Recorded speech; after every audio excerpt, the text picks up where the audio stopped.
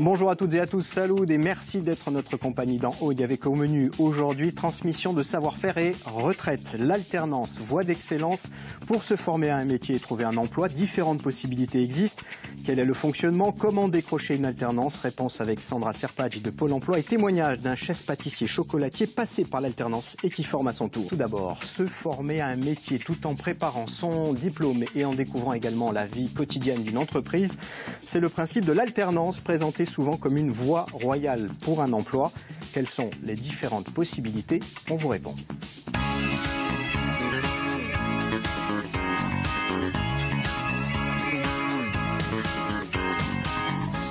Et pour en parler, je reçois sur ce plateau deux invités. Sandra Serpadj, bonjour. Vous êtes chargée de l'offre de services entreprises à Pôle emploi. Et Maxime Roussel, vous êtes chef pâtissier et chocolatier à Ajaccio.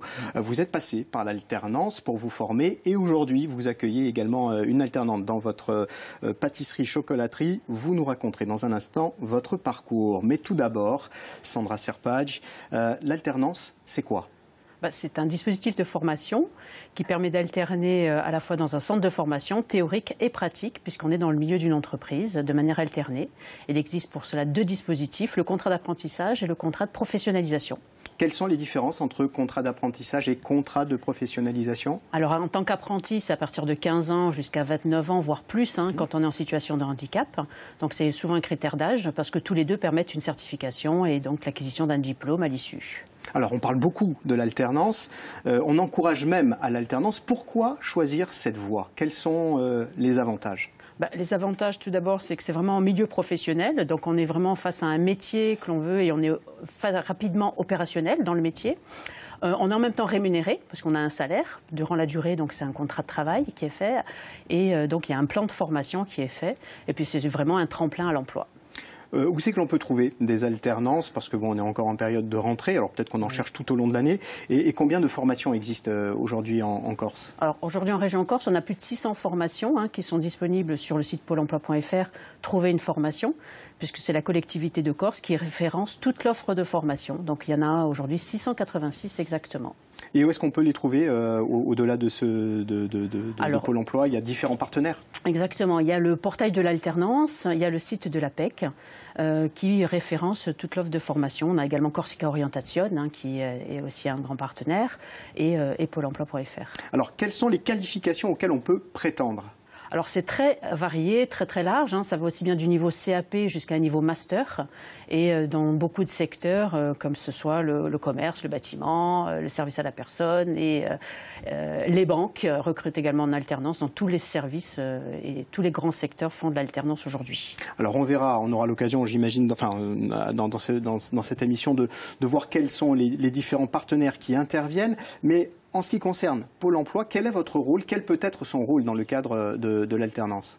Alors, c'est promouvoir l'offre de formation à travers le site et les conseillers entreprises, l'offre alternance sur le dépôt d'offres en ligne à partir de l'espace recruteur, mais c'est également toutes les équipes de conseillers dédiés qui accompagnent les demandeurs d'emploi dans le projet professionnel, donc soit de reconversion, mais tout simplement de premier emploi aussi, d'aller sur cette voie-là, qui aujourd'hui est une voie qui débouche directement sur une embauche.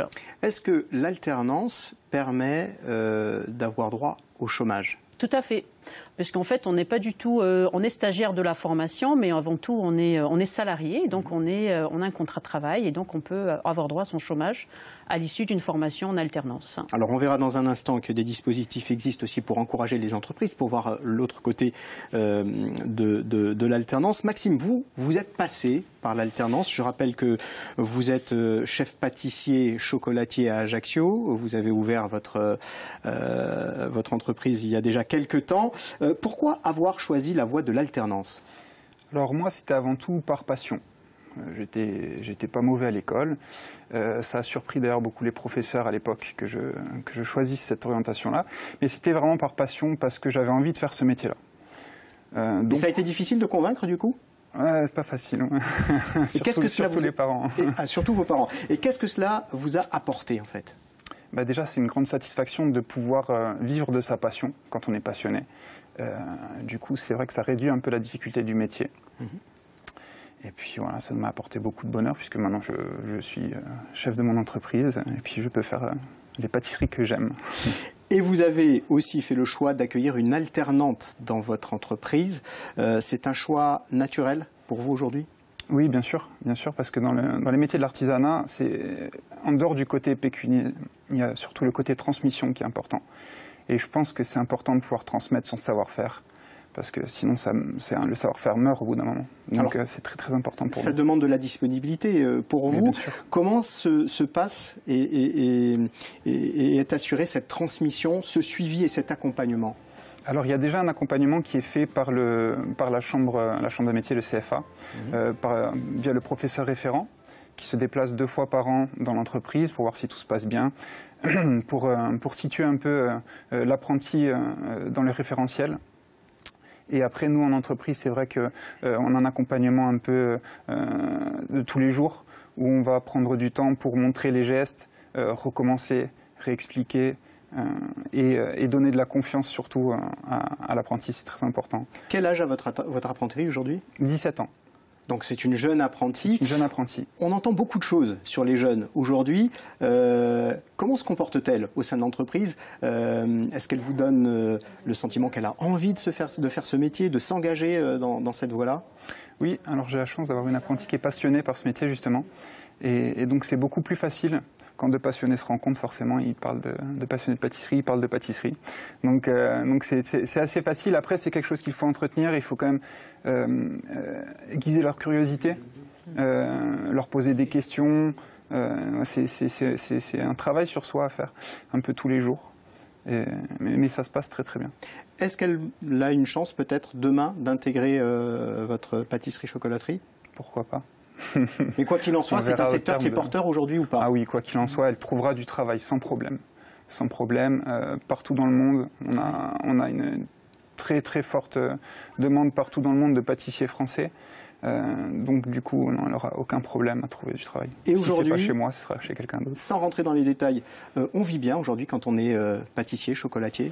Alors on vit de mieux en mieux, parce que le travail est plus facile grâce aux machines et la rémunération est plus juste pour l'investissement physique que ça comprend. En moyenne, ça peut être combien, sans rentrer dans les détails, parce qu'on imagine bien qu'il y a l'expérience qui va rentrer en ligne de compte. Un pâtissier confirmé, c'est à peu près 2 500 € net par mois, entre 2 000 et 2 500 €. Quel conseil donneriez-vous aujourd'hui à un jeune qui veut se lancer dans l'alternance ? Eh bien, il faut prendre son courage à 2 mains et y aller. Et puis il faut surtout se passionner pour le métier, se renseigner, chercher un peu sur Internet ce qui se fait de nouveau, hein, et écouter les conseils de son maître d'apprentissage. Sandra Serpaggi, les chefs d'entreprise sont accompagnés justement pour pouvoir former et accueillir ces alternants.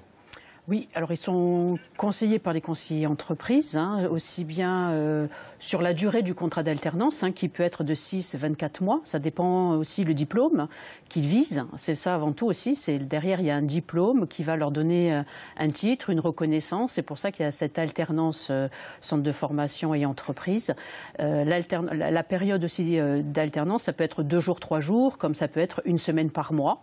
Donc c'est aussi à la carte et c'est négocié avec les centres de formation et aussi le volet opérationnel de l'entreprise. Quand elle en a plus besoin, l'apprenti, et aussi quand il est dans l'acquisition de compétences, et donc il va être dans cette partie d'entreprise-là.